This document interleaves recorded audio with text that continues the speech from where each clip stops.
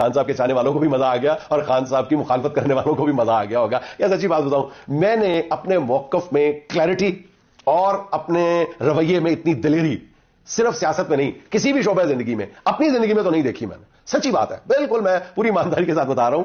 دو باتیں میں وضاحت کر دوں, اپنے موقف میں کلیئرٹی اور اپنے رویے میں دلیری. یار یہ دو باتیں آ جائیں کسی, چلیں باقی معاملات چھوڑیں, اگر کسی سیاستدان میں یہ دو باتیں آ جائیں نا تو وہ سیاستدان خود بخود ہیرا بن جاتا ہے. اور اس وقت خان سے زیادہ ان دو باتوں میں سر فہرست کوئی بھی نظر نہیں آتا, پاس بھی نہیں ہے. دبنگ انداز میں خان نے کہا ہے, دبنگ انداز میں, کھلے انداز میں کہا. اور کب کہا؟ جب اس کو 10x10 کی کوٹھڑی میں, کال کوٹھڑی میں بند کیا ہوا ہے, جس میں سے میں نے پہلے وضاحت کی تھی کہ 4x4 کا ایک چھوٹا سا غسل خانہ دیا ہوا ہے, ٹھیک ہے, بیت الخلا دیا ہوا ہے. باقی جگہ خان صاحب کے لیٹنے کے لیے جو بچتی ہے وہ 6x6 ہے, ایسا پورے بھی نہیں آتے ہوں گے, مشکل سے 4x آتی ہے, ٹھیک ہے. اس کال کوٹھڑی میں خان صاحب کو اتنے مہینوں سے بند رکھا گیا ہے اور ذہنی طور پہ ٹارچر کا شکار کیا جا رہا ہے. پارٹی کے خلاف جو کچھ ہو رہا ہے, یعنی صبح سے لے کے رات تک منحوس سے منحوس ترین خبر خان صاحب کو سننے کو ملتی ہوگی.